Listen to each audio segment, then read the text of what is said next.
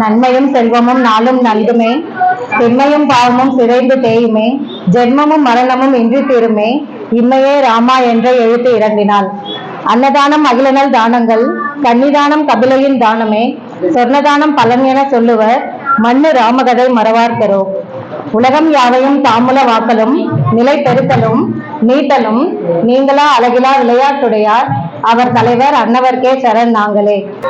அஞ்சிலே ஒன்று பெற்றான், அஞ்சிலே ஒன்றை தாவி, அஞ்சிலே ஒன்று ஆறாக, ஆரியர் காத ஏகி, அஞ்சிலே ஒன்று பெற்ற அனங்கை கண்டு, அயலார் ஊரில் அஞ்சிலே ஒன்றை வைத்தான், அவன் நம்மை அழித்து காப்பான். இந்த ஸ்ரீராம நவமி உற்சவ உபயதாரர்களுக்கும் ஆரிய வைத்திய சமூகத்தின் முக்கியஸ்தர்களுக்கும் வருடா வருடம் இந்த ஸ்ரீராம நவமி உற்சவத்தை மெருகேற்றி நடத்தி கொண்டிருக்கும் திரு SRG நாராயணன் அவர்களுக்கும் இங்கு கூடியுள்ள அனைவருக்கும் முதற்கண் என்னுடைய வணக்கத்தை தெரிவித்துக் கொள்கிறேன். இந்த ஸ்ரீராம நவமி வந்தாலே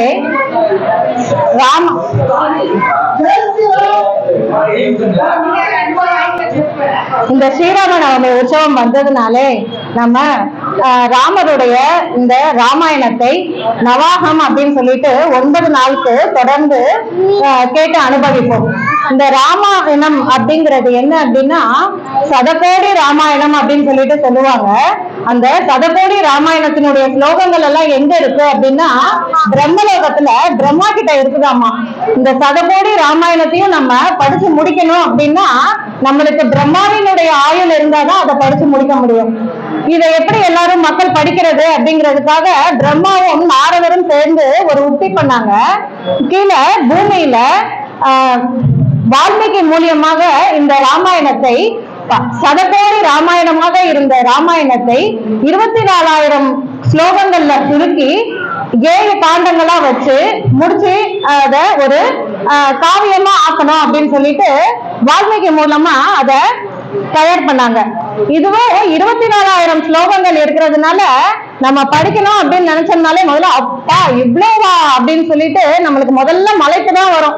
படிக்கிறதே வேண்டாம் அப்படின்னு சொல்லிட்டு தள்ளி போடதான் பார்ப்போம். இத பார்த்தாங்க, அதுக்கு என்ன வழி பண்ணலாம் அப்படின்னு சொல்லிட்டு நினைக்கும் போது குலசேகர ஆழ்வார் அப்படின்னு சொல்லிட்டு ஒரு ஆழ்வார் இருந்தாரு. ஆண்டவனின் பகவானினுடைய அனுபவத்திலேயே ஆழ்ந்து போனவர்களை தான் ஆழ்வார்கள் அப்படின்னு சொல்லிட்டு சொல்லுவோம். 12 ஆழ்வார்கள் இருக்காங்க அப்படின்னாலும் இந்த 12 ஆழ்வார்கள்ல ராமனை பற்றி ஆழ்வார்கள் பேசியது மிகவும் குறைவு. எல்லாருமே நிறைய பேசினது கண்ணனை பத்தி தான். ராமனை பத்தி பேசினது குறைவுதான். அதுலயும் ராமாயணத்தை ஃபுல்லா ஒரு கதையா அப்படியே சொன்னது அப்படிங்கிறது யாருமே கிடையாது. இந்த குலசேகர ஆழ்வார் மட்டும்தான்.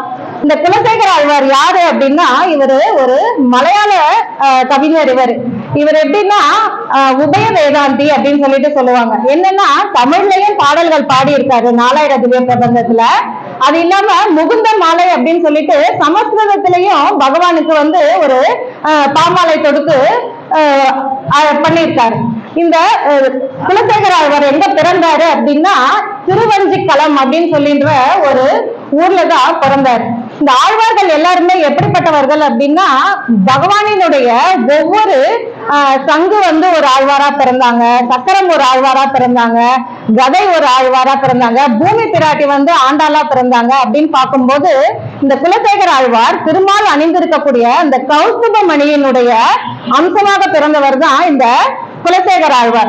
இந்த குலசேகர ஆழ்வார் என்னென்ன பாடியிருக்காரு அப்படின்னா தன்னுடைய பாடல்கள் 105 பாடல்கள் பாடியிருக்காரு 4000 திவ்ய பிரபந்தத்துல மொத்தத்துல. அதுல ராமனை பத்தி நிறைய பாடியிருக்காரு. என்ன பாடியிருக்காரு அப்படின்னா கௌசல்யை ராமனை தாளாற்ற மாதிரி ஒரு 10 பாடல்கள் பாடியிருக்காரு.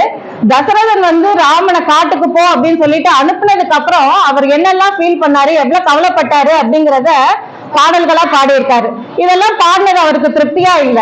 அதனால அவர் என்ன பண்றாருன்னா முழு ராமாயணத்தையும் நம்ம ஒரு 10 பாடல்களுக்குள்ள பாடணும் அப்படின்னு சொல்லிட்டு தான் இந்த அங்கன் நெடுமதில் அப்படின்னு சொல்லிட்டு ஆரம்பிக்கிற பெருமாள் திருமொழியிலுடைய 10வது தசகத்தை பாடுறாரு அவர். இந்த அங்கன் நெடுமதில் அப்படின்னு ஆரம்பிக்கிற இந்த பாசுர கோவையில 10 பாடல்கள்ல மொத்த ராமாயணத்தையும் ராமர் பிறந்ததுல இருந்து அவர் வைகுண்டம் போற வரைக்குமே உத்தர ராமாயணத்தையும் சேர்த்து அவர் பாடியிருக்காரு. அதை பத்தி தான் இன்னைக்கு நம்ம பாட போறோம். பொதுவா ஆழ்வார் பாசுரங்கள் எல்லாம் பாடுறோம் அப்படின்னு சொன்னாலே அதுக்கு முன்னாடி தனியன் அப்படின்னு சொல்லிட்டு ஒண்ணு வாசிப்பாங்க. தனியன் அப்படின்னா என்னன்னா, அந்த ஆழ்வாரை பற்றி வேற ஒருத்தர் பெருமையாக ஸ்லாகித்து கூறியதை தான் தனியன் அப்படின்னு சொல்லிட்டு சொல்லுவாங்க. அந்த தனியனை தான் இப்ப நம்ம பார்க்க போறோம். இந்த குலசேகர ஆழ்வாருக்கு யார் தனியன் போட்டு பாடியிருக்காங்க அப்படின்னு சொன்னா, ராமானுஜரே பாடியிருக்காரு குலசேகர ஆழ்வாருக்கு தனியன்.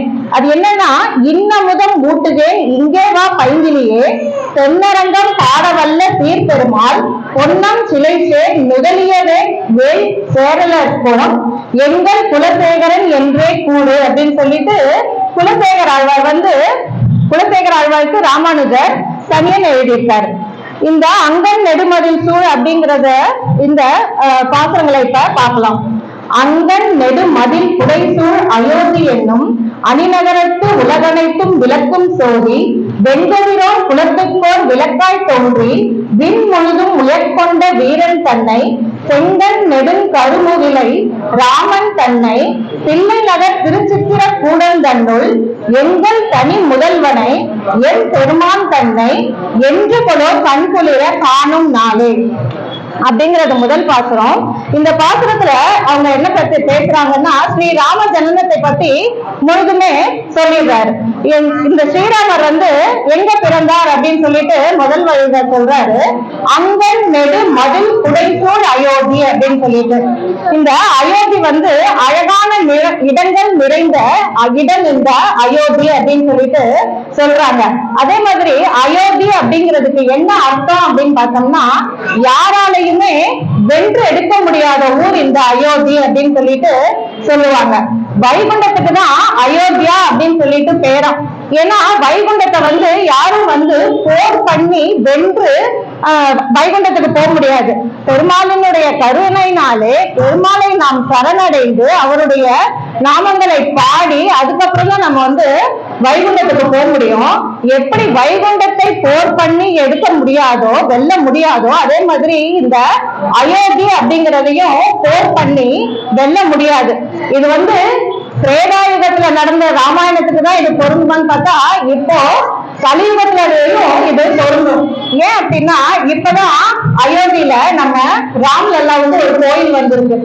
500 வருஷங்களா அந்த ராம்லல்லா இங்க அங்கன்ட்டு வச்சு பார்த்துட்டு இருந்துட்டாலும் யாராலையும் அந்த இடத்தை ஜெயிக்க முடியல. திரும்ப அது ராமர்கிட்டயே சேர்ந்துருச்சு. அதனால அயோத்தி அப்படிங்கிற ஊருக்கு யாராலையும் வெல்ல முடியாத ஒரு ஊர் அப்படின்னு சொல்லிட்டு சொல்றாங்க. இந்த மாதிரியான ஒரு அயோத்தியில யார் பிறக்கிறாங்க அப்படின்னு சொன்னா, உலகனைத்தும் விளக்கும் சோழி அப்படின்னு சொல்லிட்டு சொல்றாங்க. இந்த உலகத்தையே நம்மளுக்கு விளக்கி காட்டக்கூடிய ஒரு பரம்பொருள் ஆகிய ராமர் தான் இந்த அயோத்தியில பிறக்கிறாரு. அவர் எங்க பிறக்கிறாரு, எந்த குலத்துல அப்படின்னா, வெங்கதிரம் குலத்துக்கோர் விளக்காய் அப்படின்னு சொல்றாங்க. ராமர் பிறந்தது ரகுகுலம் அப்படின்னு சொல்லுவாங்க, சூரிய குலம் ரவி குலம் அப்படின்னு சொல்லிட்டு சொல்லுவாங்க. அதனால அந்த வெங்கதிரம் அப்படின்னா சூரியன் அப்படிங்கிறது அர்த்தம். வெங்கதிரன் குலத்துக்கு விளக்காய் தோன்றி வராரு அப்படின்னு சொல்லிட்டு சொல்றாங்க. அதுவே சூரிய குலம் தானே, அப்புறம் எதுக்கு விளக்கு அப்படின்னா, காலையில சூரியன் முடிக்கும், சாயங்காலம் மறைஞ்சிடும். ஆனா விளக்குங்கிறது அப்படி கிடையாது, 24 மணி நேரமும் ஒளி கொடுக்கக்கூடியது. அந்த மாதிரிதான் இந்த ஸ்ரீராமரும் அப்படிங்கிறதுனாலதான் அவர் வெங்கதிரன் குலத்துக்கு விளக்காய் தோன்றியவர் அப்படின்னு சொல்லிட்டு சொல்றாங்க. அதுக்கப்புறம் என்ன சொல்றாங்கன்னா, எதற்காக அவர் பிறந்தார் அப்படின்னு சொல்லிடுறதையும் இதுலயே சொல்லிடுறாங்க. விண் முழுதும் உயர்கொண்ட வீரன் அப்படின்னு சொல்லிட்டு, அதாவது வானில் உள்ள தேவர்கள் எல்லாரும் இவர்கிட்ட வேண்டாங்க, எங்களுக்கு ராவணனினுடைய தொல்லை அதிகமாக இருக்கு, அதனால அதை நீங்க தீர்த்து கொடுக்கணும் அப்படின்னு சொல்லிட்டு தேவர்கள் வேண்டுறதுனால அந்த விண் முழுதும் உயிர்வதற்காக வீரனாக இந்த பூமியில அவதரிக்கிறாரு அப்படின்னு சொல்லிட்டு சொல்றாங்க. செங்கன் நெடும் கருமுகிலை ராமன் தன்னை அப்படின்னு சொல்லிட்டு சொல்றாங்க. இந்த பாசுரத்துல ராமனுடைய கண்களை பத்தி விவரமா விவரிச்சிருக்காரு இவரு. செங்கன் அப்படின்னா செம்மை பொருந்திய கண்கள் அப்படின்னு சொல்லிட்டு சொல்றாங்க. செம்மை பொருந்திய கண்கள் என்ன பண்ணும் அப்படின்னா, யார் மேலையுமே கோபத்தை காட்டாது. அதனால செம்மையான கண்களை உடைய நெடும் கரும் முகில் போன்றவர் ராமன் அப்படின்னு சொல்லி சொல்றாங்க. நெடும் கரும் முகில் தான் நம்மளுக்கு மழையை கொடுக்கும். சாதாரண வெள்ளை மேகங்களோ துண்டு துண்டான மேகங்களும் நம்மளுக்கு மழை தராது. சேர்ந்த மேகங்கள் கருங்குயிலான மேகங்கள் தான் மழை தரும். அதனால கருணை மழையை பொழிய வந்தவர் இந்த ராமன் அப்படின்னு சொல்லிட்டு சொல்றாங்க. இந்த முதல் பாசுரத்தின் வழியாக குலசேகர ஆழ்வார் நமக்கு என்ன சொல்றாங்க அப்படின்னா, ஸ்ரீ ராமனுடைய ஜனனத்தை பற்றிய எல்லா டீடைல்ஸையும் இந்த முதல் பாசுரத்திலேயே கொடுத்துடுறாங்க. தில்லை நகர் திருச்சித்திரக்கூடம் தந்தல். அந்த மாதிரி அயோத்தியில் பிறந்த ராமர் அயோத்தியில மட்டும்தான் இருக்காரு அப்படின்ட்டு நினைக்க வேண்டாம். இங்க தமிழ்நாட்டில் இருக்கக்கூடிய தில்லை சிதம்பரத்தில் இருக்கக்கூடிய திருச்சித்திரக்கூடம் அப்படிங்கிற இந்த திவ்ய தேசத்திலையும் அதே ராமன் தான் இருக்காரு அப்படின்னு சொல்லிட்டு இவரு சொல்றாரு. எங்கள் தனி முதல்வனை அப்படின்னா, இவர் நாம தனியா போய் எதையும் சாதிக்க முடியாது, எனக்கு ஒரு கூட்டமான ஆள் பலம் வேணும், படைப்பலம் வேணும் அப்படின்லாம் நினைக்க வேண்டாம். தனி ஒருவனா பொய்யே இவர் எல்லா மிகப்பெரிய சாதனைகளை செய்யக்கூடியவர் அப்படிங்கிறதுக்காக எங்கள் தனி முதல்வனை அப்படின்னு சொல்றாங்க. எம்பெருமான் அப்படின்னா என்னை ஆளக்கூடியவர் அப்படின்னு சொல்லிட்டு சொல்றாங்க. எனக்கு தலைவனாக விளங்கக்கூடியவர் அப்படின்னு சொல்லிட்டு இங்க குலசேகர ஆழ்வார் சொல்றாரு. என்று கூட கண்குளிர காணும் நாளை. கண்குளிர காணும் நாளைன்னா இப்ப அவர் அந்த தில்லை திருச்சித்திரக்கூடத்துல இருக்கிற கோவிந்தராஜ பெருமாளை பார்த்துதான் இந்த பாத்திரத்தை பாடி இருப்பாரு. ஆனா என்று கூட கண்குளிர காணும் நாளைன்னா அவருக்கு எவ்வளவு பார்த்தாலும் கண்ணுக்கு நிறைவாவே இல்லையா. போதும், பார்த்தாச்சு, திருப்தியா பார்த்துட்டேன் அப்படின்னு சொல்லிட்டு அவரால் சொல்லவே முடியலையா. அதனால என்று கூட இன்னும் எவ்வளவு நாள் பார்த்தாலும் எனக்கு இந்த ஆசை தீராது, திருப்தி ஆகாது அப்படிங்கறதுதான் இந்த முதல் பாசுரத்தின் வழியா சொல்றாரு. சாதாரணமா ஒரு ராமாயணம், வால்மீகி ராமாயணத்துல ராம ஜனனம் வர்றதுக்கு எத்தனையோ பாசுரங்களுக்கு ஸ்லோகங்கள் வந்துரும். ஆனா ஒரே பாசுரத்திலேயே ராமனுடைய ஜனனம், எதுக்கு பிறந்தார், எங்க பிறந்தார் எல்லாத்தையும் சேர்த்து இவரு சொல்லி முடிச்சுட்டாரு குலசேகர ஆழ்வார். அடுத்த 2வது பாசுரத்துல இவர் என்ன சொல்றாங்க அப்படின்னா, தாடகை வதத்தை பத்தி பேசுறாரு. குழந்தை பிறந்த உடனே அடுத்தது என்ன அவருடைய பராக்கிரமமான செயல் அப்படின்னா தாடகை வதம் தான். அந்த தாடகை வதத்தை பத்தி 2வது பாசுரத்துல சொல்றாரு. வந்தெதிர்த்த தாடகை தன் உரத்தை கீறி அப்படின்னு சொல்லிட்டு, தாடகை என்ன பண்றாங்களா, அவங்கள தேடி போய் ராமன் கொல்லலையா, ராமனை தேடிட்டு தாடகை வராங்களாம். எதிர்த்த தாடகை. ஏன் அப்படின்னா ராமர் அந்த வனத்துக்குள்ள தாடகா வனத்துல என்டர் ஆனதுமே அவங்களுக்கு அவ்வளவு கோபம் வருது, அவ்வளவு ஆத்திரம் வருது. இது என்னுடைய இடம், நீ எப்படி உள்ள வரலாம், உன்னை விட்டேனா பாரு அப்படின்னு சொல்லிட்டு அவ்வளோ அகங்காரம், அவ்வளோ திமிரு, அவ்வளோ ஆணவம், என்னது என்னது என்னது அப்படின்னு சொல்லிட்டு தேடிட்டு ஓடி வராங்க. யார் அது என் இடத்துக்குள்ள வந்தது அப்படின்னு சொல்லிட்டு. அந்த மாதிரி எதிர்த்து வந்த தாடகையைத்தான் இவர் மார்பை கீறி வதம் செய்கிறார் அப்படின்னு சொல்லிட்டு சொல்றாங்களாம். ஏன் மார்பை கீறி வதம் செய்கிறார்னா அவருடைய நெஞ்சு அவ்வளவு கல் நெஞ்சமா இருக்கான். பெண்ணாச்சே, இவங்களுக்கு கொஞ்சமாவது இரக்கம் இருக்கும் அப்படின்னு சொன்னா அதை நீ கொஞ்சம் கூட எதிர்பார்க்காத தாடகை கிட்ட. அவ பெண்ணே கிடையாது, அவ அரக்கி, அவ கல் நெஞ்ச காரின்னு சொல்லிட்டு விஸ்வாமித்திரர் சொல்லி ராமர் என்ன பண்றதா அவருடைய நெஞ்சத்தையே பிளந்து பாக்குறாராம். அப்படியா, அவ்வளவு கல் நெஞ்ச காரியா நீ அப்படின்னு சொல்லிட்டு உரத்தை கீறி வருபுறவி பொடிபரவன் கனை ஒன்று ஏவி. அந்த தாடகை அவ்வளவு பெரிய அரக்கியா இருந்தாலும் அவரை கொல்றதுக்கு இவருக்கு நிறைய அஸ்திரங்கள் எல்லாம் தேவையில்லையா. ஒரே ஒரு அஸ்திரத்தை தான் ஏவினாராம். அதுலயே அவங்களுடைய மார்பு பிளந்து அதுல இருந்து ரத்தம் 6 மாதிரி கொடுத்தது அப்படின்னு சொல்லிட்டு சொல்றாங்க. அடுத்தது என்ன பண்றாரு ராமன் அப்படின்னா, மந்திரம் கொள் மறைமுனிவன் தேவி காத்து வல்லரக்கர் உயிர் உண்ட மைந்தன் காண்மின் அப்படிங்கிறாரு. அதாவது மந்திரம் கொள் மறைமுனிவன். மந்திரம் கொள்னா காயத்ரி மந்திரம் அப்படிங்கிற மந்திரத்தை இந்த உலகத்தை உணர்த்தியவர் விஸ்வாமித்திரர் தான். அந்த மறை முனிவனுடைய வேள்வியை காப்பாற்றுகிறார் இந்த ஸ்ரீராமச்சந்திரன். அவர் எப்படி வேள்வியை காப்பாற்றுறாருன்னா கண்ணை இமை காப்பது போல காப்பாற்றுறாராம். ஏன் அப்படி காப்பாற்றுறாரு அப்படின்னா, கண்ணுக்கு இமை மேலிமை ஒண்ணு இருக்கும், கீழிமை ஒண்ணு இருக்கும். அந்த மாதிரி ராமர் ஒருத்தர் இருக்காராம், லக்ஷ்மணர் ஒருத்தர் இருக்காராம். அதே மாதிரி மேலிமை பெருசா இருக்கும், கீழிமை சின்னதா இருக்கும். ராமர் லக்ஷ்மணரை விட கொஞ்சம் ஹைட் ஜாஸ்தி, அதனால அப்படி வச்சுக்கலாம். அடுத்தது கண்ணுல ஒரு தூசி விழறதுக்கு முன்னாடியே அந்த கண் இமை போய் மூடிக்கும். அந்த மாதிரி இந்த அரக்கர்கள் யாராவது வராங்க, இந்த ஹோமத்துக்கு ஏதாவது தீமை பண்ண போறாங்க அப்படிங்கிற மாதிரி இருக்கும் போதே ராமர் சரக்கூடம் கட்டி அந்த ஹோமத்தை முதல்ல காப்பாத்திடுறாரு. அரக்கரை என்ன பண்றணும்ன்றது அடுத்தது, முதல்ல ஹோமத்தை காப்பாத்திடணும்.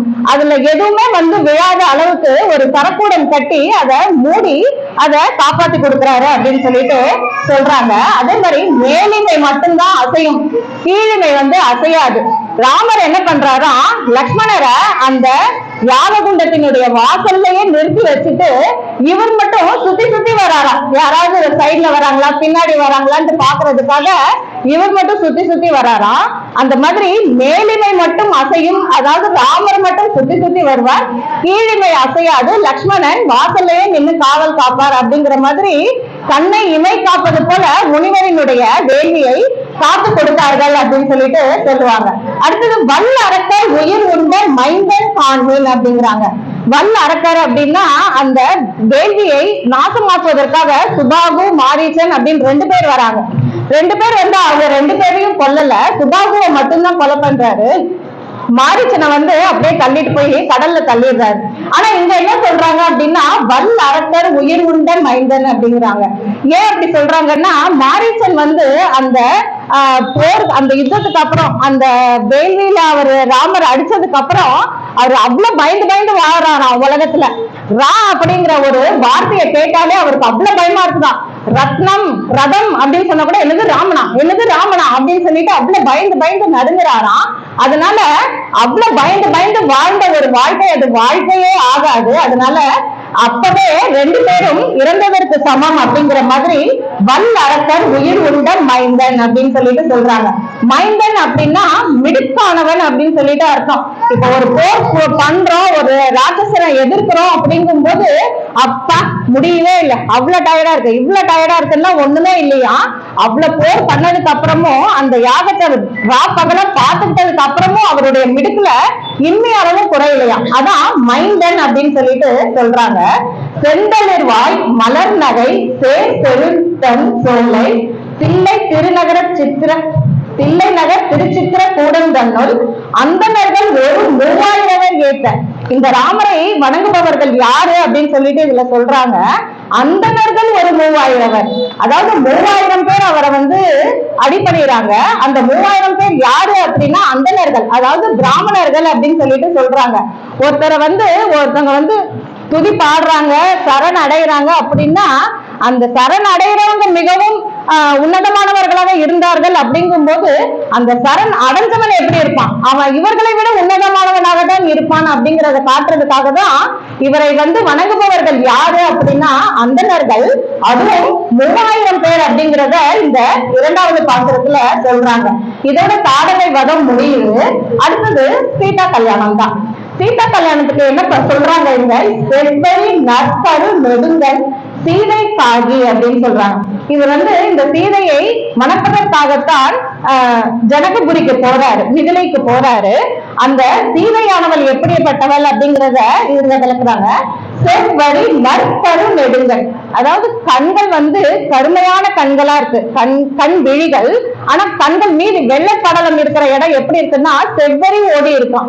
செவ்வரி ஓடி இருக்கு அப்படின்னா யாரையாவது அன்பா நம்ம பார்க்கும் போதுதான் அது செவ்வரி ஓடி இருக்கும். கோபமா பார்த்தோம்னா ஃபுல்லாவே சிகப்பாயிடும்.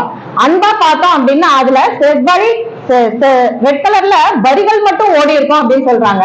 அந்த மாதிரி சீதையினோட கண்கள் எப்பயுமே செவ்வரி ஓடின கண்களா தான் இருக்குமா. ஏன்னா அவங்க வந்து எப்பயுமே அன்புக்கு பஞ்சம் வச்சவங்களே கிடையாது. அசோகவனத்துல அரக்கைகள் எல்லாரும் சுத்தி நிக்கிறாங்க, உன்னை கொன்னுடுறேன் பார், உன்னை தின்னுடுறேன் பார் அப்படின்னு சொல்லிட்டு பயமுறுத்துறாங்க. அந்த மாதிரியான அரக்கைகளை எல்லாம் நான் ஒரு வழி ஆக்குறேன், நீங்க எனக்கு உத்தரவு கொடுங்கன்னு சொல்லிட்டு அனுமன் வந்து போர் முடிஞ்சு ஜெயிச்சதுக்கு அப்புறம் வந்து கேட்கிறார். அப்ப கூட சீதை இருந்துகிட்டு இல்லை ஆஞ்சநேயா, இவங்க எல்லாம் என்னன்னா ராவணன் சொன்ன வேலையை தான் இவங்க செஞ்சாங்க, மற்றபடி அவங்களுக்கு வந்து என்ன துன்புறுத்தணும் அப்படிங்கிறது ஒரு எண்ணமோ ஒரு ஆசையோ கிடையாது. ராவணன் இட்ட பணியை இவர்கள் செய்தார்கள், அதனால இவங்களை வந்து நீ ஒன்னும் தண்டிக்கவே கூடாது, நான் இவங்களுக்கு எல்லாம் வாக்கு கொடுத்திருக்கேன், உங்களை எல்லாம் காப்பாத்துறேன்னு சொல்லிட்டு, அதனால இவங்களை ஒன்னும் செய்யக்கூடாதுன்னு சொல்லிட்டு தன்னை வஞ்சித்த அரக்கிகளுக்கு கூட நன்மை நினைத்தவள் சீதை. அதனால அவங்களுடைய கண்கள் எப்பயுமே கருணை பொழியும் கண்களாக தான் இருக்கும் அப்படின்னு சொல்லிட்டு சொல்றாங்க. சினவிடையோன் சிலை இருக்கு. சினவிடையோன் அப்படின்னா சம்ஹாரம் செய்யக்கூடிய சிவன், அவருடைய வாகனமான காளை மாடு, காளை மாடுக்கு தான் விடை அப்படின்னு சொல்லிட்டு சொல்லுவாங்க. அந்த காளை மாட்டின் மீது வாகனமாக உபயோகிக்கும் சிவனுடைய வில்லை இருத்து அப்படின்றாங்க. சிலை இருத்து, சிலைனா வில்லுன்னு அர்த்தம். அந்த சிலையை உடைத்து என்ன பண்ணாங்க அப்படின்னா சீதையை மனம் புரிந்தார். சீதையை கல்யாணம் பண்ணதுக்கு அப்புறம் அப்படியே முடிஞ்சு போச்சா அப்படின்னா அதுக்கு பரசுராமர் வராரு சத்தம் போட்டுக்கிட்டு அங்க இருந்து, நான் கொடுத்த அந்த சிவதனுசை நீ எப்படி உடைக்கலாம், உன்னால முடிஞ்ச இந்த விஷ்ணுதனுசை உடைச்சு காட்டு பார்க்கலாம் அப்படின்னு சொல்லிட்டு பரசுராமர் வராரு. அதையும் இவங்க மென்ஷன் பண்ணியிருக்காங்க. மழுவான் ஏந்தி வெவ்வேறு நற்சிலை வாங்கி வெற்றி கொண்டு அப்படின்னு சொல்லிட்டு, அதாவது இந்த பரசுராமர் கிட்டையும் அவரு வெற்றி கொள்றாராமா. அதனால அவர் என்ன வாங்கிக்கிறாரு அப்படின்னா வெவ்வரி நற்சிலை அப்படிங்கிறாங்க. வெவ்வரினா வெண்மையான அப்படின்னு அர்த்தம், வரி அப்படின்னா அழகான. அதாவது அந்த வேல் அந்த வில்லு எப்படிப்பட்டது அப்படின்னா பகைவர்கள் பார்க்கும்போது அது வெண்மை கொடுக்கக்கூடியதா இருக்கு. அதே தன்னுடைய பக்தர்கள் பார்க்கும்போது அது அழகான வில்லாக இருக்கிறது அப்படின்னு சொல்லிட்டு சொல்றாங்க. வேல் வேந்தர் பகை தடிந்த வீரன் தன்னை தெவ்வர் அஞ்சும் நெடும் புரிசை உயர்ந்த பாங்க தில்லை நகர் திருச்சித்திர கூடம் தன்னில் எவ்வரி வெண் சிலை கடக்கை ராமன் தன்னை இறைஞ்சுவார் இணையடியே இறைஞ்சினேனே அப்படின்னு சொல்றாங்க. இங்க முதல்ல வாயழகை சொன்னாங்க, அப்புறம் கண்ணழகை சொன்னாங்க. இதுல ராமனுடைய கையழகை சொல்றாரு, கடக்கை ராமன் அப்படின்னு சொல்லிட்டு. அந்த கடக்கை ராமனை ஏற்றுவார்கள், அதாவது அவரை வணங்குபவர்களுக்கு என்ன ஆகும் அப்படின்னா இறைஞ்சுவார் இணையடியே இறைஞ்சினேனே, அவரை யார் வணங்குகிறார்களோ அவர்களுடைய அடியை நான் வணங்குகிறேன் அப்படின்னு சொல்லிட்டு குலசேகர ஆழ்வார் சொல்றார். அப்போ அந்த பக்தர்களுக்கு எவ்வளவு ஏற்றம் அப்படிங்கிறத இங்க அவர் காட்டியிருக்காரு. முடிஞ்சிருச்சு. முதல்ல ஜனனம் பார்த்தாச்சு, அப்புறம் தாடகாவதம் பார்த்தாச்சு, சீதா கல்யாணம் பார்த்தாச்சு. இப்ப 4வது பாசுரம் தான் வருது. அதுக்குள்ள பாதுகா பட்டாபிஷேகத்துக்கு வந்துடுறோம். இந்த பாதுகா பட்டாபிஷேகம் இந்த பாசுரத்துல சொல்றாங்க. இதுல எப்படி சொல்றாங்கன்னா தொத்தலர் பூஞ்சுரி குழல் கைகேசி சொல்லால் தொன்னகரம் திறந்து அப்படின்றாங்க. அதாவது கைகேசி ஒரு வரம் கேட்கிறாங்க. அதனால இவங்க தன்னுடைய தொன்மையான நகரம் இந்த அயோத்தியா நகரம், அதாவது இக்ஷுவாக குலத்தினுடைய பெருமையை விளக்கக்கூடிய நகரமாகிய இந்த அயோத்தியா நகரத்தை விட்டு விலகுகிறார் ஸ்ரீராமர் அப்படின்னு சொல்லிட்டு சொல்றாங்க. அந்த அயோத்தியா நகரத்தை விட்டு இவங்க எங்க போறாங்க அப்படின்னா துறை கங்கை கண்ணை பக்தி உடை குகன் கடத்த, இந்த கங்கை நதியை குகன் கடத்தி விட்டாரு அப்படின்னு சொல்லிட்டு அதையும் இங்க மென்ஷன் பண்ணிருக்காங்க.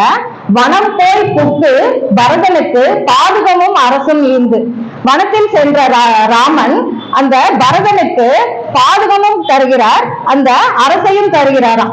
அப்போ பரதனுக்கும் ராமருக்கும் நிறைய கான்வர்சேஷன் நடக்குது. இவர் நீங்க வந்துருங்க ஊருக்கு அப்படிங்கிறாரு, அவர் நான் வரமாட்டேன் ஊருக்கு, நீங்க வந்துருங்க நான் வரமாட்டேன், நீங்க வந்துருங்க நான் வரமாட்டேன், இதைதான் மாத்தி மாத்தி பேசிட்டு இருக்காங்க. அப்போ பரதன் என்ன சொல்றாரு அப்படின்னா, சரி இப்ப நீங்க சொல்றதெல்லாம் சரி, இந்த அரசு என்னுடையது தானே அப்படின்னு சொல்லிட்டு கேக்குறாரு. ஆமாப்பா இந்த அரசு உன்னுடையதுதான் அப்படின்னு சொல்லிட்டு சொல்றாங்க. சரி இப்ப என்ன சொல்லுவாங்க அப்படின்னா, என்னால முடியாத ஒரு வேலைய நான் தொட்டு கொடுத்துட்டேன்னா அதை இன்னொருத்தர் செய்யலாம் அப்படின்னு சொல்லிட்டு சொல்லுவாங்க. நம்ம கோயிலுக்கே வந்தோம் அப்படின்னா சாமிக்கு நம்ம போய் நேரா அர்ச்சனை பண்ண மாட்டோம், அந்த பூக்களை நம்ம தொட்டுதான் கொடுப்போம், ஐயர் தான் கொண்டு போய் அர்ச்சனை பண்ணுவார். அந்த மாதிரி நீங்க எனக்கு தொட்டு கொடுத்துருங்க, நான் வனவாசம் போய்க்கிறேன், நீங்க ராஜ்யத்தை ஆளுங்க அப்படின்னு சொல்லிட்டு சொல்றாரு. அப்போ ராமர் என்ன சொல்றாருன்னா, நம்மளால செய்ய முடியாத ஒரு காரியத்துக்கு தான் அந்த மாதிரி தொட்டு கொடுத்து நம்ம செய்வோம், செய்ய முடியும் அப்படிங்கிற காரியத்தை இந்த மாதிரி எல்லாம் செஞ்சோம் அப்படின்னா பின்னாடி வரவங்க இதையே சாக்கா எடுத்துக்கிட்டு அதை ராமரே தொட்டு கொடுத்திருக்காரு அவர் செய்யல அப்படின்னு சொல்லிட்டு என்னையே எக்ஸாம்பிளா சொல்ல ஆரம்பிச்சிருவாங்க. அதனால நான் அந்த மாதிரி பண்ண மாட்டேன் அப்படின்னு சொல்லிட்டு சொல்லிடுறாரு. சரி அப்படின்னா இந்த ராஜ்யம் என்னுடையது தானே அப்படின்னாரு. ஆமா உன்னுடையதுதான், இதை நான் யாருக்கு வேணா கொடுக்கலாம் தானே, எனக்கு ரைட்ஸ் இருக்கு தானே அப்படின்னு சொல்லிட்டு அவர் பரதன் கேட்கிறாரு. ஆமாப்பா உன்னுடைய ராஜ்யம் தான், நீ யாருக்கு வேணாலும் கொடுக்கலாம் அப்படின்னு சொல்லிட்டு சொல்றாரு. உடனே அப்ப என்னுடைய ராஜ்யத்தை நான் உங்களுக்கு தரேன், நீங்க அரசாட்சி பண்ணுங்க அப்படின்னு சொல்லிட்டு சொல்றாரு. அதெல்லாம் முடியாது, கொடுக்குற ரைட்ஸ் வேணா உனக்கு இருக்கலாம், ஆனா அதை வாங்கிக்கிற ரைட்ஸ் எனக்கு இல்ல, நான் வந்து அதை வாங்கிக்க மாட்டேன், நான் வந்து வனவாசம் தான் இருப்பேன் அப்படின்னு சொல்லிட்டு ஒரு விரதத்தை மேற்கொண்டு இருக்கிறேன், இந்த விரதத்தை நிறைவேற்றாமல் நான் வரவே மாட்டேன் அப்படின்னு சொல்லிட்டு அந்த ரைட்ஸ் எனக்கு இல்ல, நான் அதை செய்ய மாட்டேன், அதுக்கு முன்னாடி எனக்கு ஒரு டியூட்டி இருக்கு வனவாசம் பண்ணணுங்கிறது, அந்த டியூட்டியை முடிச்சுட்டு வேணா நான் வந்து இந்த ராஜ்யத்தை வாங்கிக்கிறேன், ஒரு 14 வருஷம் வெயிட் பண்ணு, நான் கண்டிப்பா வந்துடுறேன், அப்ப வேணா வந்து வாங்கிக்கிறேன்னு சொல்றாரு. அப்பதான் பரதன் சொல்லி அனுப்புறாரு, 14 வருஷம் முடிஞ்சு ஒரு நாள் கூட நான் இருக்க மாட்டேன், நீங்க வந்து உடனே வந்துடணும், இல்லைன்னா நான் வந்து நெருப்புல இறங்கிடுவேன் அப்படின்னு சொல்லிட்டு மிரட்டிதான் அனுப்புறாரு. அந்த மாதிரி பரதனுக்கு பாதுகையையும் கொடுத்தாராம், அந்த அரசை ஆளும் உரிமையையும் கொடுத்தாராம். ஆனா பரதன் அதை ஏத்துக்கல, பாதுகைய சிம்மாசனத்துல வச்சுட்டு நான் நாட்டுல கூட இருக்க மாட்டேன், நந்தி கிராமத்துலதான் இருப்பேன்னு சொல்லிட்டு அவரு வெளியே வந்துதான் இருந்தாரு. அந்த மாதிரி சித்திரக்கூடத்துலதான் இதெல்லாம் நடந்துச்சு. இதெல்லாம் நார்த் இந்தியால இருக்கிற ஒரு சித்திரக்கூடத்துல நடந்தது. அந்த மாதிரி அங்க சித்திரக்கூடத்துல நடந்தத இங்க இன்று தில்லை நகர் திருச்சித்திரக்கூடம் தன்னுள் எத்தனையும் கண்குளிர காணப்பெற்ற இருநிலத்தார்க்கு இமையவர் மேல் ஒருவார் தாமே அப்படின்னு சொல்றாங்க. இந்த மாதிரி தில்லை சித்திரக்கூடத்துல இருக்கிற இந்த கோவிந்தராஜ பெருமாளை கண்டு வணங்கி சேவிப்பவர்களுக்கு என்ன ஒரு பலன் கிடைக்குதான், இருநிலத்தார் அப்படின்றாங்க. இந்த மண்ணுலகத்தில் நாம் இந்த கோவிந்தராஜ பெருமாளை சேவித்தால் நாம் விண்ணுலகம் கண்டிப்பாக அடையலாம் அப்படின்னு சொல்லிட்டு அவங்க சொல்றாங்க. இந்த இருநிலத்தில் வாழ்பவர்களுக்கு இமயவர் கூட இணை இல்லையாம். ஏன் அப்படின்னா அவங்களுக்கு வந்து இந்த தில்லை நகர் திருச்சித்திரக்கூட பெருமாளை வணங்கக்கூடிய வாய்ப்பு கிடைக்கல, அதனால தேவர்கள் கூட இவர்களுக்கு சரியானவர்கள் ஈடானவர்கள் இல்லை அப்படின்னு சொல்லிட்டு இந்த பாசுரத்துல சொல்றாரு. அடுத்த 5வது பாசுரத்துல மாரீசனை வதக்கிறாரு. மாரீச வதம் பத்தி பேசுறாங்க. வலிவனுக்கு வரை நெடுந்தோல் விராதை கொன்று, விராதன் அப்படின்னு ஒரு அசுரன் வர நடுவுல அவரையும் கொன்று முடிக்கிறாரு. வன் தமிழ் மாமுனி கொடுத்த வரி வில் வாங்கி, இங்க வந்து மாமுனி, தமிழ் மாமுனி அப்படின்னா அகத்தியர் அப்படின்னு சொல்லிட்டு சொல்றாங்க. முதல்லதான் இவரே ஒரு வில்லு வச்சிருப்பாரு, அப்புறம் பரசுராமர் ஒரு வில்லு கொடுத்தாரு, இப்ப அகத்தியர் வேற ஒரு வில்லு கொடுக்குறாரா அப்படின்னா அகத்தியர் தனியா வேற வில்லு கொடுக்கல, பரசுராமர் கொடுத்த அந்த வில்ல தான் இப்ப அகத்தியரும் கொடுக்குறாராம். ஏன் அப்படின்னா கல்யாணம் முடிஞ்சு இப்ப நான் வந்து ஊருக்கு தான் போறேன், இப்ப வந்து எனக்கு இந்த விஷ்ணு தனுசினுடைய அவசியம் இல்லை அப்படின்னு சொல்லிட்டு ராமன் சொல்றாராம். அதனால அந்த விஷ்ணுவின் தனுசை பரசுராமர் கிட்ட இருந்து வாங்கி அவர் வர்ணன் கிட்ட கொடுத்து வைக்கிறார். வர்ணன் கிட்ட கொடுக்க, இதை நீ வச்சுக்க, எனக்கு வேணுங்கும் போது நான் கேட்கிறேன், அப்ப கொடு அப்படின்னு சொல்லிட்டு. அப்ப வர்ணன் என்ன பண்றாராம், அந்த வில்ல கொண்டு போய் அகத்தியர் கிட்ட கொடுக்குறாரு. அகத்தியர் வந்து இவரு வனவாசத்துக்கு வரும்போது அதே விஷ்ணு தனுசை ராமனிடம் திருப்பி சேர்க்கிறார். அது சேர்க்கும் போது அவர் இன்னும் என்ன கொடுக்கிறாருன்னா எடுக்க எடுக்க குறையாத அம்பரா தூணி ஒண்ணு கொடுக்குறாரு. அதாவது அம்பு எடுத்தோம் அப்படின்னா அதுல திரும்ப திரும்ப ஃபில் பண்ணாதான் அதுல இருக்குமா அப்படின்னா அந்த மாதிரி இல்ல, நீ எடுத்துக்கிட்டே இருந்தீங்கன்னா இதுல வந்துகிட்டே இருக்கும் அப்படிங்கிற மாதிரி அகத்தியர் வந்து அவருக்கு ஒரு அம்பரா துணியும் கொடுக்குறாரு. அடுத்தது எங்க போறாங்க அப்படின்னா கலைமணக்கு நோக்கடக்கி மூக்கை நீக்கி, கலை அப்படின்னா மான் அப்படின்னு சொல்லுவாங்க, அந்த மானை போன்ற அழகான விழிகளை உடையவலாம் அந்த சூர்பனகை. ஏன்னா சூர்பனகை நம்ம அரட்டியா போனோம்னா ராமர் எப்படி ஏறெடுத்து கூட பார்க்க மாட்டாருன்றது தெரியும், அதனால தன்னுடைய உருவத்தை ஒரு அழகான பெண்ணாக மாத்திக்கிட்டு போறாங்க. கலை வனக்கு நோக்கரக்கி மூக்கை நீக்கி, அவருடைய மூக்கை எல்லாம் கட் பண்ணி அனுப்பி விட்டுறாங்க. அடுத்தது கரணோடு தூடனன் தன் உயிரை வாங்கி, இந்த கரண் தூஷணன் அப்படின்றவங்க சூர்பனகையை அவமானப்படுத்திட்டாங்களே அப்படின்னு சொல்லிட்டு 14,000 வீரர்களை திரட்டிட்டு வந்து ஜனஸ்தானத்துல போர் பண்றாங்க. அந்த 14,000 வீரர்களையும் இந்த ராமன் அழித்து விடுகிறார் அப்படின்னு சொல்லிட்டு சொல்றாங்க. சிலை வணக்கி மான்மரியை எழுதான் தன்னை, சிலைனா வில்லு, அந்த மானாகிய மாரீச்சனை வில் வளைத்து அம்பு எய்தான் அப்படின்னு சொல்லிட்டு சொல்றாங்க. அந்த ராமனை தில்லை நகர் திருச்சித்திரக்கூடம் தன்னுள் தலைவனுக்கு கைகூப்பி ஏற்றவல்லார் திரிகளால் தவமுடைத்து தரணிதானே. இந்த திருச்சித்திரக்கூடத்துல இருக்கிற இந்த ராமனை வணங்குபவர்கள் எல்லாம் வாழ்வதால் தான் இந்த உலகமே புகழ்பெற்று வாழ்கிறது அப்படின்னு சொல்லிட்டு சொல்றாங்க. இதுல மாரிச்சவதம் முடிஞ்சு போயிடுச்சு. அடுத்ததுல லங்கா தகனமே வந்துருது. கனமருவு வைதேகி பிரியலூற்று. இங்க மாரீச்சனையை அம்பு போட்டு ராமர் கொள்றாரு. அந்த பக்கம் வைதேகி சீதையை ராமர் தூக்கி போயிடுறான் அப்படின்னு சொல்லிட்டு சொல்றாங்க. அதனால தளர்வைதி அது சீதை பிரிந்த சோகத்துல ராமர் மிகவும் தளர்ச்சி அடைஞ்சிடுறாரு. ஜடாயுவை வைகுந்த தேற்றி அப்படின்னு சொல்லிட்டு சொல்றாங்க. இந்த ஜடாயு ராவணன் சீதையை தூக்கிட்டு போகும்போது போர் பண்ணி அந்த சிறகெல்லாம் கட் பண்ணதுனால ரத்த வெள்ளத்துல இருக்கிறாரு. தன்னுடைய பக்தன் ரத்த வெள்ளத்துல இருக்காரு அப்படிங்கறத பார்த்ததுமே பெருமாளால தாங்க முடியலையாம். அதனால உனக்கு வைகுந்த வாழ்வு தந்தேன் அப்படின்னு சொல்லிட்டு சொல்லிடுறாராம். உடனே பக்கத்துல லக்ஷ்மணன் இருந்துட்டு அங்கேயும் அண்ணா அவசரப்பட்டுட்டீங்களே அப்படின்னாராம். ஏன்பா என்னாச்சு அப்படின்னா, நீங்க தானே சொன்னீங்க இந்த ஜென்மத்துல ஃபுல்லா நான் இந்த அவதாரத்துல ஒரு மனிதனாதான் வாழ்ந்து காட்டுவேன், என்னுடைய பரத்துவத்தை நான் ஒருபோதும் காட்ட மாட்டேன்னு சொல்லிட்டு இருந்தீங்க. இப்ப நீங்க பாட்டிய ஜடாயுவை நீங்க வைகுந்தத்துக்கு போங்கன்னு சொல்லிட்டீங்களே, இது எப்படி சாத்தியமாகும்? நீங்க பெருமாளா இருந்தா தானே நீங்க வைகுந்தம் வரல முடியும் அப்படின்னு சொல்லிட்டு லக்ஷ்மணன் கேட்கிறாராம். அதுக்கு ராமர் சொல்றாராம், நான் மனுஷனா இருந்தேன்னா இந்த ஜடாயுவை வைகுந்தத்துக்கு அனுப்புனேன். ஏன் அப்படின்னா, ஒரு மனிதன் சத்தியம் பேசுகிறான் அப்படின்னு சொன்னா அதுல எல்லா உலகங்களுமே அதுல அடங்கும் அப்படின்னு சொல்லிட்டு சொல்லுவாங்க. ஒரு மனுஷன் சத்தியம் பேசிட்டு இருக்கான், உண்மையை மட்டுமே பேசுகிறான் அப்படிங்கும் போது அவனுடைய வாக்கு எங்கேயாவது பொய்யா போச்சு அப்படின்னா அவனுடைய இந்த சத்தியத்துக்கு உண்டான மதிப்பே போயிடும். அப்படிங்கிறதுனால எல்லா கடவுளுமே அவனுடைய பேச்சுக்கு மதிப்பு கொடுப்பாங்க, அவனுடைய பேச்சை நிறைவேற்றுறதுக்காக தான் பார்ப்பாங்க. இப்ப நான் சத்தியசந்தன் தான், எனக்கு ஒரு வில் ஒரு இல் ஒரே சொல் தான். அதனால நான் சத்தியம் பேசுவது உண்மையானால் என்னால் மானிடனாக இருந்து கொண்டே வைகுந்தத்தையும் அருள முடியும் அப்படின்னு சொல்லிட்டு லக்ஷ்மணனுக்கு விளக்குறாராம். ஜடாயுவை வைகுந்த தேற்றி வனமருவு கவியரசன் காதல் கொண்டு. கவி அப்படின்னா குரங்கு அப்படின்னு சொல்லுவாங்க. இந்த குரங்கினத்தின் அரசனான வாலியனுடன் அவர் நட்பு ஏற்படுத்தி கொள்கிறார். அவர் எப்படி இருக்கிறாரு சுக்ரீவன் அப்படின்னா வனமருவு அப்படிங்கிறாங்க. அதாவது வனத்தில் ஒளிந்து வாழக்கூடிய சுக்ரீவன். அவங்க அண்ணனாகிய வாலிக்கு பயந்து ரிஷமுக பர்வதத்துல இருக்கிற மலைக்குள்ளேயே ஒளிஞ்சு வாழ்ந்துட்டு இருக்கிற சுக்ரீவன் கூட நட்பு ஏற்பட்டுக்கிறாரு அப்படின்னு சொல்லிட்டு சொல்றாங்க. சுக்ரீவனோட நட்பு ஏற்பட்டதும் வாலியை கொன்று அப்படின்றாங்க. இந்த வாலியை கொன்றது நியாயமா அப்படின்னு சொல்லிட்டு ஒரு டாப் ஒண்ணு வரும். அது ஏன் அவர் ராமர் வாலிக்கு நேர் எதிரில நின்று ராமனை வாலியை கொல்லல அப்படின்னா, வாலிக்கு நேரா ராமரை அவன் பார்த்துட்டான் அப்படின்னு சொன்னா அவன் உடனே ஓடி ராமருடைய காலில் விழுந்துருவான்.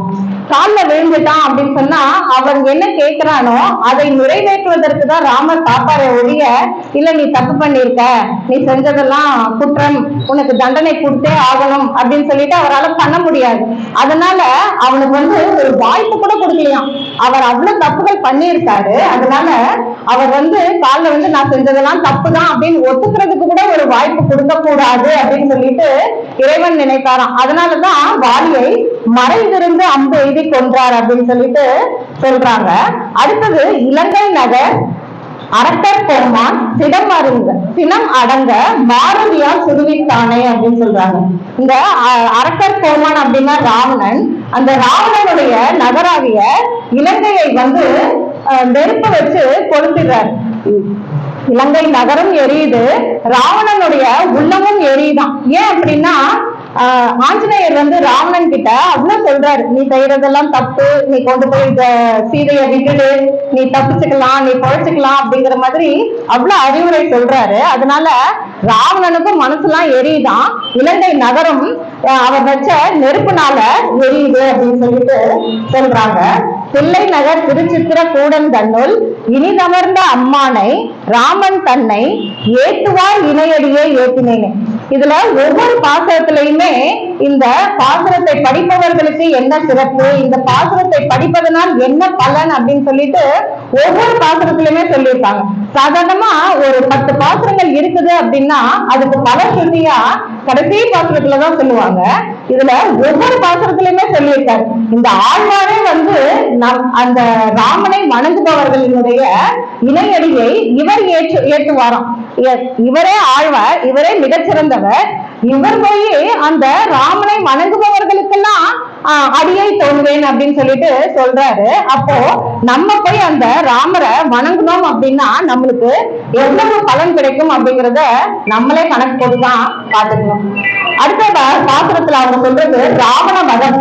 குலசேகர ஆழ்வார் இதுல என்ன சொல்றாரு அப்படின்னா, குறைக்கடலை அடல் அம்பான் மருத வெய்து, எனக்கு சேது பந்தனம் பண்றதுக்கு உத்தரவு கொடுக்குறியா, இல்ல நான் வந்து இந்த கடல் முழுவதும் வசம் செய்யட்டுமா அப்படின்னு சொல்லிட்டு ஒரு அம்பு எடுத்து மிரட்டுறாரா ராமன்.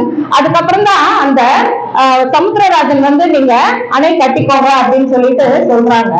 அந்த அணையை கட்டி மறுகரையை அதனால் ஏறி இந்த பக்கத்துல இருந்து தனுஷ்கோடியில இருந்து ஒரு சேது பந்தனம் பண்ணி அந்த மறுகரை இலங்கை வரைக்கும் அவங்க போய் சேர்ந்துடுறாங்க அப்படின்னு சொல்றாங்க. அங்க போனத என்ன பண்றதுன்னா, எரி நெடுவேல் அரக்கரோடும் இலங்கை வேந்தன் இன்னும் கொண்ட, அங்க போய் அரக்கனாகிய எல்லாமே இந்திரஜித், அப்புறம் கும்பகர்ணன், இன்னும் நிறைய பேர் எல்லாரையுமே கொள்வதோடு இல்லாமல் ராவணனையும் கொண்டு விடுகிறார் அப்படின்னு சொல்லிட்டு சொல்றாங்க. அவங்க எல்லாருடைய உயிரையும் கொண்ட வன் தம்பிக்கு அரசும் ஈந்து, அவனுடைய தம்பியாக விபீஷணனுக்கு பட்டாபிஷேகம் செஞ்சு வச்சிடறாரு இலங்கையுடைய அரசனாக. திருமகளோடு இனிது அமர்ந்த செல்வன் தன்னை, முதல்ல தனமருவு வைதேகியை பிரியலுற்று அப்படின்னு சொல்லிட்டு சொல்லுவாரு. இப்ப திருமகளோடு இனிது அமர்ந்த, அந்த திருமகள் வந்து சேர்ந்ததுமே அவருக்கு இனிமையும் வந்துருச்சு, அதே மாதிரி செல்வமும் வந்துருச்சு. அதனால செல்வன் அப்படின்னு சொல்லிட்டு சொல்றாங்க. தில்லை நகர் திருச்சித்திர கூடன் தங்கள் அரசமர்ந்தான் அடி சூழும் அரசை எல்லாம் அரசனாக எண்ணே மற்ற அரசு தானே. இந்த மாதிரி தில்லை நகர் திருச்சித்திர கூடத்துல அமர்ந்திருக்க இந்த ராமனினுடைய அடியை சூழும் அரசு, அந்த அடிக்கு சேவை செய்யும் ஒரு அரசு தான் எனக்கு வேணுமே தவிர மற்ற எந்த ஒரு அரசும் எனக்கு தேவையில்லை அப்படின்னு சொல்லிட்டு சொல்றாரு. திருமலையில தொண்டரடி கொடியார் சொல்லுவாரு, இந்திர லோகம் ஆளும் அச்சுவை பெரினும் வேண்டேன் அப்படின்னு சொல்லிட்டு. அதே மாதிரி இந்த குலசேகர ஆழ்வாரும் அதேதான் சொல்றாரு. அப்புறம் பட்டாபிஷேகம் வருது 8வது பாசுரத்துல, அன்பம் நெடு மணிமாட அயோத்தி எய்தி, அங்க ராமரை கொன்றதுக்கு அப்புறம் விபீஷணனுக்கு முடி சுட்டினதுக்கு அப்புறம் எல்லாரும் திரும்பி வராங்க அயோத்திக்கு. அங்க வந்து பட்டாபிஷேகம் பண்ணிக்கிறாங்க. அதுக்கப்புறம் அகத்தியன் வாய்த்தான் முன் கொண்டான் தன் பெருந்தொல் கதை கேட்டு, அதுக்கப்புறம் அகத்தியர் வராராம். இதெல்லாம் உத்தரகாண்டத்துல வரும். அகத்தியர் வந்து என்ன சொல்றாரு அப்படின்னா, அவன் கொன்ற ராவணனுடைய முன்னாடி கதை எல்லாத்தையும் அகத்தியர் சொல்றாராம். இந்த அகத்தியர் சொல்றத எல்லாம் கேட்கிறாரு. ராவணன் யாரு, அவங்க அப்பா அம்மா யாரு, அதெல்லாம் கேட்கிறாரு. அடுத்தது மிதிலை செல்வி உலகுய திருவயிறு வாழ்த்த மக்கள். அடுத்தது ஜானகி சீதையினுடைய புதல்வர்களாகிய லவனும் குசனும் வந்து ராமாயணத்தை பாடுறாங்க. அதை வந்து ராமர் கேட்கிறாரு அப்படின்னு சொல்லிட்டு சொல்றாங்களாம். ஒரு பெரிய ஒரு குற்றச்சாட்டு இருக்கு ராமர் மேல. ராமர் ஏன் சீதையை கொண்டு போய் கானகத்துல விட்டாரு அப்படின்னு சொல்லிட்டு, சீதைய கானகத்துல விட்டதுனாலதான் அவருடைய கருவில் இருந்த அந்த குழந்தைகள் மூலமாக இந்த ராமாயணம் நம்ம எல்லாருக்கும் கிடைச்சது. இந்த ராமாயணம் அப்படிங்கிறது என்ன அப்படின்னா, வேதங்களே ராமாயணமாக உருவெடுத்து வந்தது அப்படின்னு சொல்லிட்டு சொல்லுவாங்க. அந்த பகவானாகிய ஸ்ரீமன் நாராயணனே ராமராக உருவெடுத்து வந்தான் அப்படின்னு சொல்லிட்டு சொல்லுவாங்க. அந்த மாதிரி சொல்லும் போது இவ்வளவு சிறந்த ஒரு காவியத்தை பரப்பக்கூடிய வேலையை செய்பவர்களும் மிகச் சிறந்தவர்களாக தான் இருக்க வேண்டும். அந்த மிகச் சிறந்தவர்கள் யாரு அப்படின்னா, அந்த ராமனினுடைய புதல்வர்களாகிய லவனும் குசனும் தான் அதற்கு மிகச் சிறந்தவர்கள் இந்த காவியத்தை பரப்புவதற்கு அப்படின்னு சொல்லிட்டு பகவான் நினைச்சாராம். அதனாலதான் சீதையை கொண்டு போய் கானகத்துல விட்டு அங்க அவளுக்கு குழந்தைகள் பிறக்கும்படி செய்து அதுக்கப்புறம் அவங்க வந்து இந்த ராமாயணத்தை பரப்புனாங்க. இப்போ ராமனுடைய தம்பிகள் 4 பேர் இருந்தாங்க, நீங்க போய் இந்த ராமாயணத்தை கத்துட்டு வாங்கப்பா, இதெல்லாம் பரப்புங்கப்பா கூட சொல்லி இருந்திருக்கலாம். ஆனா அவர்கள் என்ன பண்ணிட்டாங்கன்னா, ஏற்கனவே ராமர் கூட இருந்து பழகிட்டாங்க. இப்ப அவரை பிரிஞ்சு இருக்கணும் அப்படிங்கிறது அவங்களுக்கு மிகப்பெரிய தண்டனையா இருக்கும், மிகப்பெரிய கொடுமையா இருக்கும். அதனால இந்த குழந்தைகள் பிறப்பதற்கு முன்பே கொண்டு போய் கானகத்துல விட்டுட்டோம் அப்படின்னா இந்த குழந்தைகள் பிறக்கும் போதே முனி குழந்தைகளாக முனி பாலகர்களாக பிறப்பார்கள், வளருவார்கள். அதே மாதிரி இந்த ராமாயண காவியத்தையும் மிக நன்றாக பரவ செய்வார்கள். அப்படிங்கிறதுக்காக தான் அந்த சீதையே கொண்டு போய் கானகத்துல விட்டாங்க அப்படின்னு சொல்லிட்டு ஒரு கதை இருக்கு. செம்பவள திரள்வாய் தன் சரிதை கேட்டான். இது என்ன, இது ராமர் போய் தன் சரிதை கேட்டான் அப்படின்னு சொல்லிட்டு சொல்றாங்க. எல்லாம் நார்மல் ராஜா மாதிரி. சொல்லு, நான் தான் போய் இந்த தாடகையை வதம் பண்ணேன், நான் தான் இந்த வில்ல உடைச்சேன் அப்படின்னு சொல்லிட்டு இவருடைய சரியை இவரே கேட்டுட்டு இருந்தாரு. இவரு சரியான கற்பனை கொடுத்த மனுஷன் தான் போல இருக்கு அப்படின்னு சொல்லிட்டு நம்ம நினைக்க கூடாது.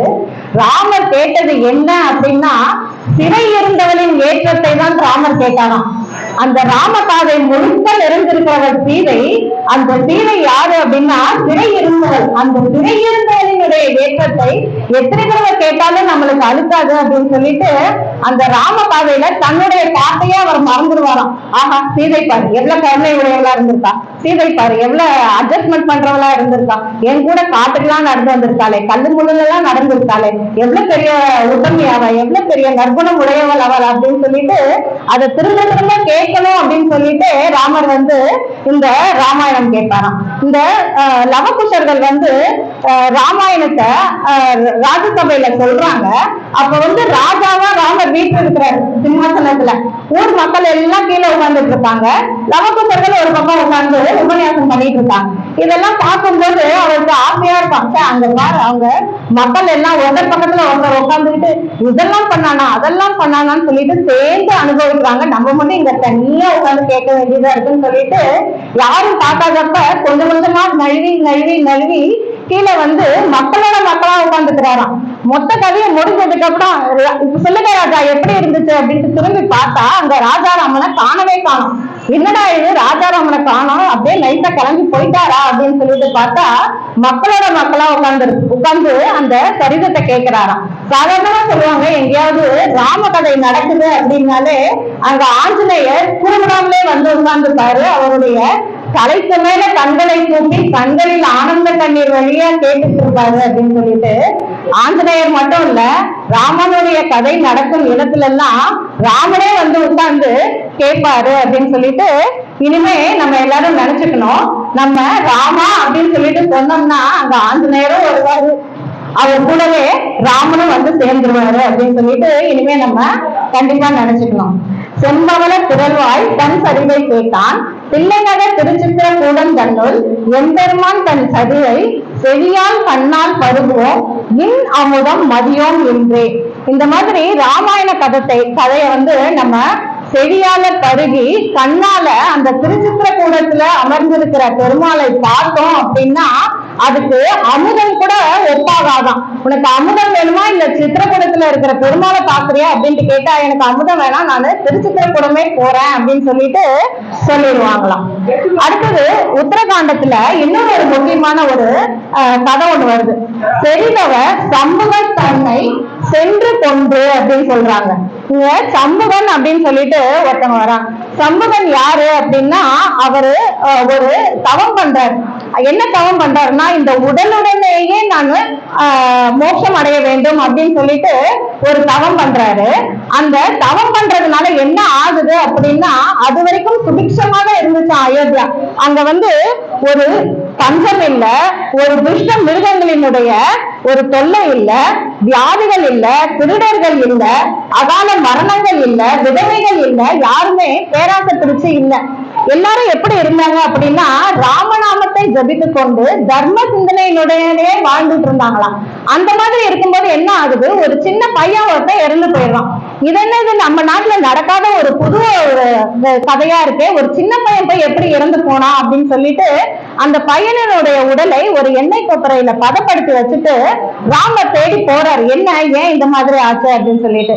அப்போ நாரதர் கிட்ட கேட்கும் போது அவர் சொல்றாரு, உங்க ராஜ்யத்துல ஒருத்தன் செய்யக்கூடாத ஒரு தவத்தை செஞ்சுட்டு இருக்கான், அதனுடைய பலனாதான் இந்த மாதிரி நடக்குது அப்படின்னு சொல்லி இருக்கிறோம்.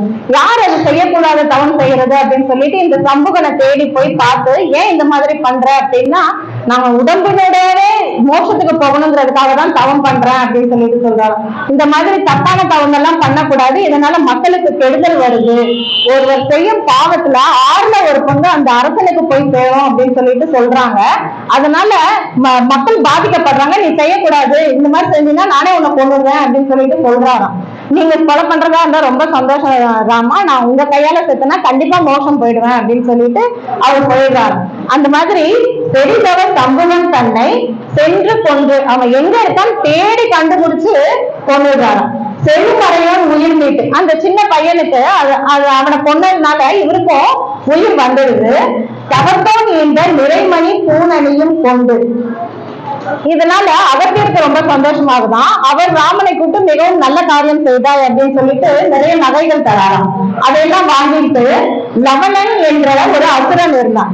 லவணன் தன்னை தம்பியால் வானேற்று அவனை சத்ருகனை வச்சு அவனை வதம் பண்றாரு. அந்த மாதிரி பண்ணதுக்கு அப்புறம் என்ன ஆகுது அப்படின்னா, காலருத்ரமூர்த்தி ராமர் கிட்ட கேக்குறாரு, நீங்க ரொம்ப நாள் ஆகுது, எவ்வளவு நாள் இங்கே இருக்கிற மாதிரி அபிப்பிராயம், கிளம்புற மாதிரி ஐடியாவே இல்லையா அப்படின்னு சொல்லிட்டு இப்ப நம்ம எல்லாரும் நினைக்கிற மாதிரி அவங்களும் கேட்டாங்க. அப்ப காலருத்ரமூர்த்தி கேக்குறாரு ராமர் கிட்ட. அவர் என்ன சொல்றாருன்னா, லக்ஷ்மணனை வெளியே வாசல்ல காவல் வச்சுட்டு கேக்குறாரு, இந்த மாதிரி நான் பேசிட்டு இருக்கும்போது யாரையாவது உள்ள விட்டீங்கன்னா உன்னை கொண்டுடுவோம் அப்படின்னு சொல்லிட்டு சொல்றாங்க. ஆனா அப்ப துர்வாசர் வந்துடுறாரு. துர்வாசர் வரவும் இவரை உள்ள விடல அப்படின்னா அவர் சாபம் கொடுத்துருவாரு, நம்ம உள்ள போனோம் அப்படின்னா நம்மள சாபம் சொல்லுவாங்க. சரி, எல்லாருக்கும் சாபம் வர்றதுக்கு நம்ம மட்டுமாவது போலான்னு சொல்லிட்டு லக்ஷ்மணன் உள்ள போய் இந்த மாதிரி துர்வாசர் வந்திருக்கிறாருன்னு சொல்றதுக்கு போறாரு. அதனால லக்ஷ்மணனை நீ பிரிந்துதான் ஆக வேண்டும் அப்படின்னு சொல்லிட்டு சொல்லிடுறாங்க. அந்த மறவாத உள்ளம் தன்னை உடையோம் மற்றொரு துயரம் அடையோம் அன்று. இந்த தில்லைநகர் திருச்சித்திர கூடத்தில் இருக்கிற ராமனை நாம் மறவாமல் இருந்தோம் அப்படின்னா நம்மளுக்கு வேற எந்த ஒரு கஷ்டமுமே வராது அப்படின்னு சொல்லிட்டு சொல்றாங்க. இந்த கடைசி பாசுரத்துக்கு வந்தாச்சு. ராமன் மீண்டும் வைகுண்டம் திரும்புதல். ராமாயணம் எப்பயுமே சொல்றோம் அப்படின்னா பாதிலேயே நிறுத்தவும் மாட்டோம், அதே மாதிரி வைகுண்டம் போற வரைக்கும் சொல்லவும் மாட்டோம். முக்கால்வாசி எல்லாருமே பட்டாபிஷேகத்தோடய நிறுத்திடுவாங்க. ராமர் வந்தாரு, பட்டாபிஷேகம் பண்ணிக்கிட்டாரு, சந்தோஷமா அரசாண்டாரு, எல்லாரும் ஜாலியா இருந்தாங்க, ஊர்ல எல்லாரும் ஜாலியா இருந்தாங்கன்னு சொல்லிட்டு. அப்படிப்பட்ட ராமன் நம்மளை எல்லாம் விட்டு பிரிந்து வைகுண்டத்துக்கு போனாரு அப்படின்னு சொல்றதையே நிறைய பேர் மென்ஷன் பண்ணவே மாட்டாங்க. ஆனா இந்த குலசேகர ஆழ்வார் தான் தன்னுடைய பாசுரத்துல ராமர் திரும்ப வைகுண்டம் போற வரைக்குமே சொல்லியிருக்காரு. அன்று சராசரங்களை வைகுண்டம் தேற்றி இவர் வைகுண்டம் போகும்போது என்ன பண்ணாருன்னா, யார் யாருக்கெல்லாம் விருப்பம் இருந்தா எல்லாரும் வாங்க, எல்லாரையும் நான் வைகுண்டம் கூட்டிட்டு போறேன் அப்படின்னு சொல்லிட்டு சொன்னாராம். அவர் நல்லவனோ கெட்டவனோ ராமநாமம் சொன்னானோ சொல்லலையோ அதெல்லாம் எதுவுமே பார்க்கல. நான் வைகுண்டம் போகணும்னு ஆசைப்படுறியா வா அப்படின்னு சொல்லிட்டு அந்த அயோத்தியில் வாழ்ந்தவர்கள், அந்த உலகத்தில் இருந்தவர்கள் எல்லாரையுமே வைகுண்டத்திற்கு அழைத்து போனாலாம். அப்ப எப்படி போனாருன்னா, அடல் அரவ பகை ஏறி கருடன் மீது ஏறி அசுரரை வென்ற அந்த சந்தோஷத்துடன் இலங்கு மணி நெடுந்தோல் 4 தோன்ற 4 தோள்களுடன் விண்ணவர்கள் எல்லாரும் அவரை வரவேற்க தன் தாமம் ஏறி அவருடைய வைகுண்டத்திற்கு சென்று சேர்ந்தார் அப்படின்னு சொல்லிட்டு சொல்றாங்க. அவர் வைகுண்டம் போயிட்டாருன்ட்டு நீங்க எல்லாரும் உடனே கவலைப்படாதீங்க. ஆனா அந்த வைகுண்டத்தில் வீட்டிருந்த அந்த பெருமாள் தான் தில்லைநகர் திருச்சித்திர கூடம் தன்னுள் என்றும் நின்றான், அவன் இவன் அப்படின்னு சொல்லிட்டு சொல்றாங்க. அந்த வைகுண்டத்தில் இருக்கக்கூடிய அந்த பெருமாளே தான் இங்க இருக்கிற இந்த பெருமாள் அப்படின்னு சொல்லிட்டு நீங்க நினைச்சுக்கணும் அப்படின்னு சொல்லிட்டு சொல்றாரு இந்த 10வது பாசுரத்துல. அடுத்து 11வது பாசுரம்.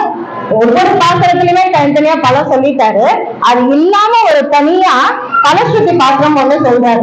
தில்லைநகர் திருச்சித்திர கூடம் தன்னுள் சிறந்திலங்கு மாருதியோடு அமர்ந்தான் தன்னை எல்லையில் சீர் தயரதன் தன்மகனாய் தோன்றிற்றது முதலா தன் உலகம் கொண்டதீரா. அதாவது தசரதனுக்கு மகனாக பிறந்ததிலிருந்து தன்னுடைய உலகம் போய் சேரும் வரை நடந்த அனைத்து விஷயத்திலையுமே இந்த பாசுரத்துல சொல்லிட்டாங்களாம். யார் சொல்லியிருக்காங்கன்னா கொல்லியலும் படைத்தானை கொற்ற ஒல்வாள் கோழியர்கோன் குடை குலசேகரன் சொற்செய்த நல்லியல் இன்தமிழ் மாலை பத்தும் வல்லார் நலம் திகழ் நார்நடிக்கே நண்ணுவாரே. இந்த 10 பாசுரங்களையும் சொல்பவர்கள் நலம் திகழ் அப்படின்னா வைகுண்டத்தில் திகழக்கூடிய நாராயணனுடைய அடியை அடைவார்கள் அப்படின்னு சொல்லிட்டு பல ஸ்ருதியும் சொல்லியிருக்காரு. இந்த குலசேகர ஆழ்வார் எப்படிப்பட்டவர் அப்படின்னா ராமர் பிறந்த புனர்பூசத்திலேயே பிறந்தவர். ராமர் பங்குனி புனர்பூசம், குலசேகர ஆழ்வார் மாசி புனர்பூசம். அவரு ஒரு ராஜாவா இருந்தவர், ராமரை போலவே ஒரு ராஜாவா இருந்தவர். ராஜா சாதா ராஜா இல்ல, இந்த மூவேந்தருக்கெல்லாம் ஒரு ராஜாவா இருந்தாராம். அதனால கிட்டத்தட்ட சக்கரவர்த்தி அப்படின்னு சொல்லலாம். ராமனும் சக்கரவர்த்தி திருமகன் தான். அதே மாதிரி இந்த குலசேகர ஆழ்வாரும் ஒரு சக்கரவர்த்தி தான். அதே மாதிரி ராமருக்கும் குலதெய்வம் ஸ்ரீரங்க பெருமாள், இந்த குலசேகர ஆழ்வாருக்கும் குலதெய்வம் ஸ்ரீரங்க பெருமாள் தான். அதனால ராமரை போலவே இருப்பதனால விவரம் தெரிந்தவர்கள் ஸ்ரீ வைஷ்ணவர்கள் எல்லாம் குலசேகர ஆழ்வாரை குலசேகர ஆழ்வார் என்று சொல்ல மாட்டார்கள், குலசேகர பெருமாள் என்றுதான் சொல்வார்கள். இந்த சாஸ்திரத்திலேயே அடியில குலசேகர பெருமாள் திருவடிகளே சரணம் அப்படின்னு தான் போட்டிருக்காங்க. அதனால இந்த குலசேகர ஆழ்வார் வாயிலாக முழு ராமாயணத்தையும் நாம் இப்பொழுது அனுபவித்தோம். இதெல்லாம் என் சிற்றறிவுக்கு எட்டிய சில கருத்துக்களை சொன்னேன், தப்பா இருந்துச்சுன்னா மன்னிச்சுக்கலாம். இப்ப வாழி திருநாமம் சொல்லுறேன். அஞ்சனமா மலை பிறவி ஆதரித்தோன் வாழியே, அணியரங்கள் மனத்தோனை அடைந்திருந்தோன் வாழியே, வஞ்சி நகரம் தன்னில் வாழ வந்தோன் வாழியே, மாசி தன்னில் புனர்பூசம் வந்துதி வாழியே, அஞ்சலென குலப்பாண்டில் இலங்கைத்தான் வாழியே, அனவரதம் ராமகதை அருந்துமவன் வாழியே, செஞ்சல் மொழி நூற்றஞ்சும் செட்டினான் வாழியே, பேரலர்கோன் செங்கமல திருவடிகள் வாழி வாழி வாழியே. இந்த ஸ்ரீராமநவமி உற்சவ உபயதாரர்களுக்கும் இந்த நிகழ்ச்சி அமைப்பாளர்களுக்கும் ஆரிய வைத்திய முக்கியஸ்தர்கள் அனைவர்களுக்கும் எனக்கு பேச வாய்ப்பளித்த திரு எஸ்.ஆர்.ஜி. நாராயணன் அவர்களுக்கும் இவ்வளவு நேரம் பொறுமையாக கேட்டுக்கொண்டிருந்த உங்கள் அனைவருக்கும் என்னுடைய நன்றியை தெரிவித்துக் கொள்கிறேன். ஜெய் ஸ்ரீராம்.